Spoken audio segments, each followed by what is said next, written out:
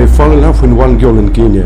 Nilimpenda msichana mmoja nchini Kenya. Kiukweli alikuwa ni mzuri sana. Na mwisho wa siku tukaoana, tukaanza kuishi pamoja. Baadaye tukapata mtoto. Baby. Tuliishi pamoja takriban kama miaka 5 hivi. Alafu tukaachana. Kiukweli alikuja kunivunja moyo, alikuja kunifanyia vitu ambavyo sikutarajia kabisa. Yaani wasichana wa hapo ukiwa nao wanaweza wakachukua pesa zako zote, wanakuacha na msongo wa mawazo mpaka unashindwa kula.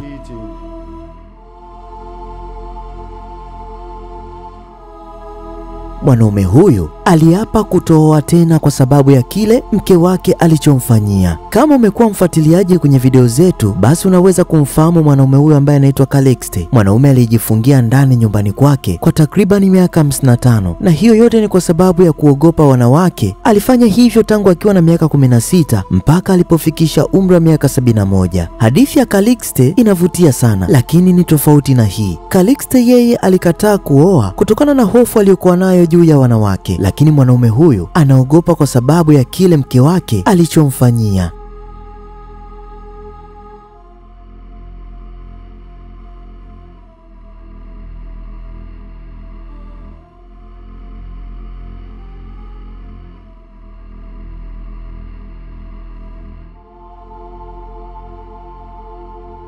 Nilipokuwa Kenya, niliweza kukutana na mwanaume huyu. Hello, my name Vladimir, like name of my president. I'm from Russia. Jina langu ni Vladimir kama jina la rais wangu. Ninatokea Urusi. Nina miaka 44. Nilizaliwa huko Moscow.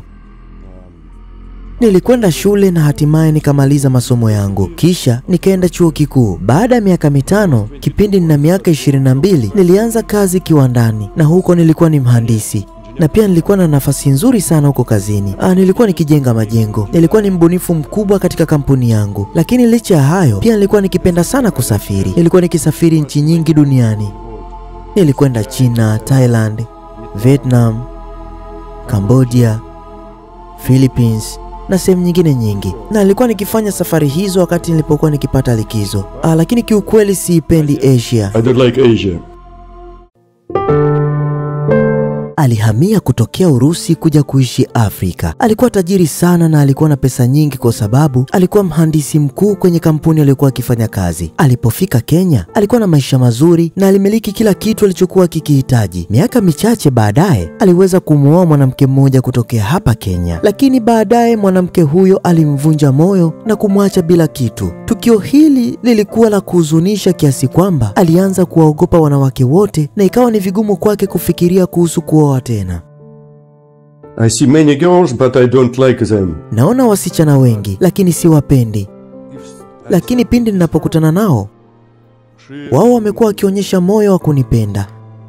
Lakini kiukweli sijawahi kutamani kuwa nao. Naona kama vile uchawi. Sijui kwa nini nilianza kupenda. Mimi na huyo mwanamke tulikutana kwa mara ya kwanza barabarani. Nikachukua namba yake ya simu na pia nilikuwa nikimtumia ujumbe mara nyingi. First time I meet her on the road and I took her phone number, but I text her many times, but I meet her again only after 3 weeks. Lakini baada ya wiki 3 tuliweza kukutana tena. Mara nyingi alikuwa yuko busy sana. Sikutaka kumharibia ratiba zake.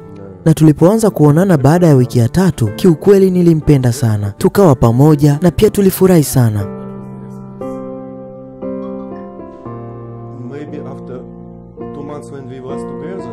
Miezi miwili baada ya kuwa pamoja, nilihisi kuzidi kumpenda zaidi. Na hiyo ni kwa sababu kumpenda mtu ghafla inakuwa ni ngumu sana. Upendo huo unaongezeka kadri siku zinavyozidi kwenda, maana mapenzi yanahitaji muda. Hakuna mtu anayeweza kupenda ndani ya siku moja. Kiukweli haiwezekani. Unahitaji kumjua mtu vizuri ndio umpende. Na sasa tumeshaachana. Mwaka mmoja uliopita ndio tuliachana. Kiukweli alinivunja moyo sana.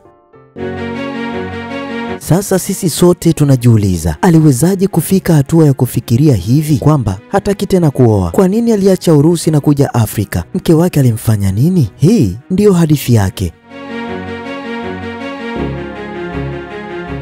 Miaka 8 iliyopita ndio mara yangu ya kwanza kufika Kenya. Nchi ya kuvutia sana. Nilikuja katika mji wa Nairobi na kuelekea Mombasa. Nikaanza kukaa hotelini. Nakumbuka nilikuja kwa wiki 2 tu na kiukweli niliipenda Kenya. Baada ya miezi 6 tena kanibidi kurudi tena Kenya. after I come back again, after 6 months. Nilikuwa nikikaa Kenya wiki mbili na kuna wakati mwingine nilikuwa nikikaa kwa miezi 6. Kiukweli nilitokea kuipenda Kenya sana. Nikataka kukaa hapa kwa muda mrefu. Na nilizungumza na bosi wangu kule Urusi. Nikamwambia kwamba naweza nikafanya kazi kwa kutumia laptop. Natumia laptop kufanya kazi. Hivyo nikiwa na internet naweza kufanya kazi za Urusi. Naweza kukaa nchi yoyote duniani. Haijalishi ni wapi, mradi tu kuna internet na umeme. Na nilianza kufanya kazi mitandaoni, nikifanya vitu vile vile ambavyo nilikuwa nikifanya Urusi. Na ndipo nikaanza kuishi rasmi Kenya. Mara ya kwanza niliishi hotelini, baadaye nikasema ni afadhali nipange apartment. Apartment, it's more cheaper because hotel you need to pay more expensive price. Ni nafuu zaidi kwa sababu hotelini unahitajika kulipa gharama kubwa kama endapo unakaa kwa muda mrefu. Kama mwaka mmoja au miaka miwili, ni vizuri ukapanga apartment. Baada ya kukaa Kenya, wakati huo ambao nilikuwa nimeshaamua Kenya itakuwa ndo makazi yangu kabisa, ndipo mapenzi yakaanza kunivuruga. Mara moja nilikuwa na tripu za kutoka hapa nchini. Kama mwezi uliopita nilikuwa Ethiopia, Addis Ababa, nikaenda Rwanda, Uganda, mara nimeenda Tanzania, lakini safari hizo ilikuwa ni wiki 2, wiki 3 hadi mwezi mmoja na sio zaidi ya hapo. Na mwisho wa siku ninarudi Kenya. Very hard to find good girl in Kenya. Love it's not easy. Lakini kiukweli kwenye swala la mapenzi, ni vigumu sana kupata msichana mzuri mwenye moyo wa mapenzi ya kweli hapa Kenya. Yaani sio rahisi hata kidogo. Miaka 6 iliyopita nilimpenda msichana mmoja hapa Kenya. Alikuwa mrembo sana, mzuri sana. She very beautiful, very good girl. Na tukaoana, kisha tukaanza kuishi pamoja. Baadaye tukapata mtoto. Tuliishi pamoja kwa zaidi ya miaka 4 hivi au 5. Live together more than 4 years. Maybe 5. Alianza maisha mapya nchini Kenya na aliendelea kufanya kazi yake kwa njia ya mtandao. Alizoea maisha ya Kenya. Aliweza kufahamiana na watu tofauti na kuunda marafiki wapya. Hatimaye alikutana na mwanamke aliyekuwa mke wake. Anasema kwamba kitendo cha yeye kumpata mpenzi au mke wake hapa Kenya imekuwa ni nuksi kwake, kwani kumemharibia mfumo mzima wa maisha yake.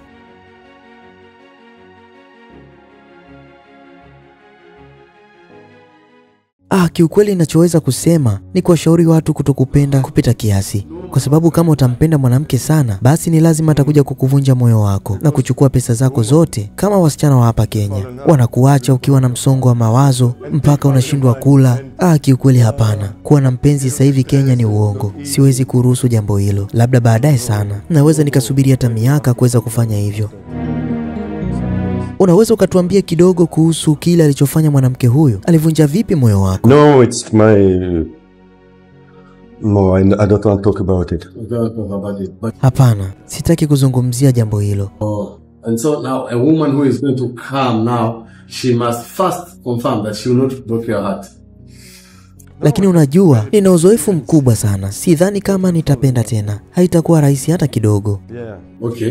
Tell the lady who is watching you now and this lady already like you. Kuna baadhi ya wanawake ambao wanakutazama hapa na wapo ambao wana mapenzi ya kweli. Je, wewe ungependa kumwambia vitu gani ambavyo anatakiwa azingatie ili aweze kuwa na wewe? Ungemwambia tu kama kuna 1, 2, 3 ili aweze kujua. Lady, if you like me, come to me.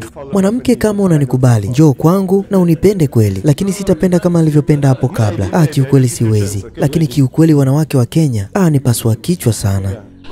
Okay, tell us one thing, though we don't want to go back to your history. Tulimwambia kwamba atuambie jambo moja au mawili ambayo mwanamke aliyeachana naye akiyafanya anaweza kumsamehe. Na yeye alisema kwamba kiukweli naweza nikasema kuhusu huyo mwanamke ambaye nilikuwa naye hapo kabla, sitakuja kumsamehe kwenye maisha yangu hata siku moja. Yaani hata kama akisema aje leo kuniomba msamaha, sitakuwa tayari kumpokea. Kwangu ni ngumu sana kufanya hivyo, kwa sababu tabia zake ambazo alinionyesha, na ufia sija kaja kunionyesha tena, akaniacha na msongo wa mawazo kama ilivyokuwa hapo mwanzoni. Ninachoweza kumwambia ni kwamba akae mbali na mimi wala sitakuja kumtafuta wala kumuulizia sehemu yoyote. Na ninachoamini ni kwamba siku sio nyingi nitakuwa sawa.